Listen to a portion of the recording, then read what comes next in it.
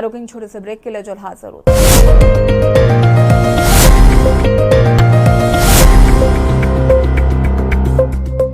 Break के बाद एक बार फिर से आप सभी का स्वागत है।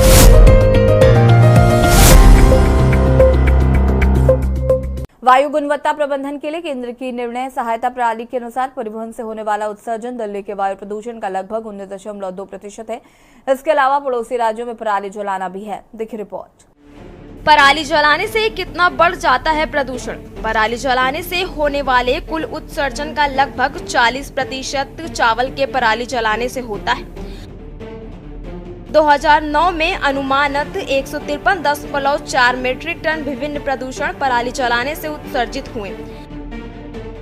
पराली के अंदर का लगभग 70% कार्बन CO2 में, 7% CO में और 6.6% मीथेन में परिवर्तित हो जाता है। पंजाब और हरियाणा में पराली जलाने का मुद्दा कई बार उठ चुका है। सुप्रीम कोर्ट ने बुधवार को सुनवाई के दौरान कोर्ट का रुख बेहद सख्त दिखा। सुप्रीम कोर्ट ने पराली जलाने के आरोपितों पर मुकदमा न चलाए जाने को लेकर हरियाणा और पंजाब सरकार को कड़ी फटकार लगाई और दोनों राज्यों के मुख्य सचिवों को 23 अक्टूबर को कोर्ट के सामने पेश होने और स्पष्टीकरण देने का आदेश दिया। जस्टिस अभय SO, जस्टिस एहसानुद्दीन अमनुल्लाह और जस्टिस ऑगस्टीन जॉर्ज मसीह की पीठ ने एयर क्वालिटी मैनेजमेंट कमीशन को आदेश दिया है कि वो आरोपितों के खिलाफ कार्रवाई करने में विफलता के लिए हरियाणा और पंजाब सरकार के अधिकारियों के खिलाफ दंडात्मक कार्रवाई करें। पराली प्रदूषण रोक की सटीक नीति, उपयुक्त कम पानी वाली फसलों को बढ़ावा देना, धान की अंधाधुंध खेती पर लगाम लगाई जाए, धान की ऐसी प्रजातियों को प्रोत्साहित करें जो समय और पानी दोनों कम लेती हैं। ऐसी कंबाइंड हार्वेस्टर मशीनें विकसित की जाएं जो धान निकालते वक्त पराली भी खेत से हटा दें। पराली किसानों के लिए अतिरिक्त आय का साधन हो सकता है। खरीफ की कटाई का मौसम शुरू होते ही पंजाब और हरियाणा में फिर से पराली जलाई जा रही है, जिससे दिल्ली NCR में प्रदूषण का खतरा मंडराने लगा है। वहीं सुप्रीम कोर्ट का कहना है कि राष्ट्रीय राजधानी क्षेत्र और आसपास के क्षेत्रों में वायु गुणवत्ता प्रबंधन आयोग से पराली जलाने के बारे में जवाब चाहता है। नासा के VIIRS सैटेलाइट सेंसर द्वारा कैप्चर किए गए डाटा से पता चलता है कि पंजाब में अमृतसर और हरियाणा में कुरुक्षेत्र और करनाल के पास पराली जलाने की घटनाएं केंद्रित होने की संभावना है। VIRS डेटा के अनुसार पराली जलाने की घटनाओं में तेजी आई है। पंजाब में खरीफ की कटाई का मौसम आधिकारिक तौर पर 15 सितंबर से शुरू होता है और 30 नवंबर तक चलता है। Now today the court was also very much annoyed with the approach of the Haryana government and Punjab government. The court said they have not complied with both Haryana and Punjab have not complied with the court orders.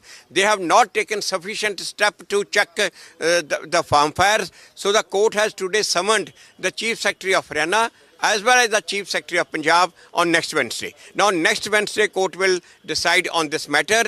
जो temperature dip होगा तो AQI dip होना लाजमी है, क्योंकि temperature जो down होगा, जो पोल्यूशन के कण हैं वो वायुमंडल में जाने की जगह नीचे आएंगे। इसीलिए अब हमारे फोकस है, कल मुख्यमंत्री जी के अध्यक्षता में हम सब ने बैठक की और हमारी कोशिश ये है कि जो ग्रैप 1 के नियम हैं उनको सख्ती से लागू किया जाए और जो सोर्सेज है उनको कंट्रोल किया। प्रदूषण रोकने के लिए किए गए कौन से प्रयास? पंजाब हरियाणा में फसल अवशेष प्रबंधन मशीनें खरीदने की योजना पर अमल। इस सीजन में पंजाब में 1.50 लाख से अधिक CRM मशीनें कराई जा रही उपलब्ध, जिन्हें 24,736 कस्टम हायरिंग सेंटर की तरफ से मदद। हरियाणा में 6,794 CHC द्वारा 90,945 CRM मशीनों की उपलब्धता। मैंने आज आपके साथ जो आधिकारिक डेटा केंद्र सरकार का आपसे शेयर किया है, इससे ये साफ हो जाता है कि केवल और केवल आम आदमी पार्टी की सरकारें हैं, दिल्ली की सरकार या पंजाब की सरकार हैं, जो प्रदूषण के मुद्दे पर आक्रामक है, दिन रात काम कर रही है, युद्ध स्तर पे काम कर रही है। और जहां जहां भाजपा की सरकार है, चाहे वो हरियाणा में हो, उत्तर प्रदेश में हो, चाहे वो केंद्र की सरकार हो, केवल और केवल चैन की नींद सो रही है, कोई काम नहीं हो रहा। देखिए, पिछले 8 साल से यही कर रहे हैं। जब पंजाब में कांग्रेस की सरकार थी तब कांग्रेस को लेकर आरोप लगाते थे। आज उनकी सरकार है पंजाब में जहां सबसे ज्यादा पराली जलाई जाती है। दिल्ली के अंदर आज लास्ट माइल कनेक्टिविटी के नाम पे 0 है। आज दिल्ली के अंदर जो पब्लिक व्हीकल्स चाहिए थी, पब्लिक बसें चाहिए थी, उसके नाम पर कुल 5500 बसें, जबकि 11,000 बसें ऐसे 5 साल पहले चाहिए थी। दिल्ली में इंडस्ट्रियल पॉलिसी कोई आई नहीं, जिस कारण से इंडस्ट्रियल पोल्यूशन रुके।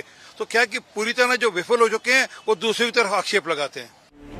वैसे दिल्ली में पराली प्रदूषण का मामला ज्यादा पुराना नहीं है। साल 2010 में दिल्ली में वायु प्रदूषण की समस्या संज्ञान में आई थी, पर तब किसी का ध्यान पराली जलाने पर नहीं गया था।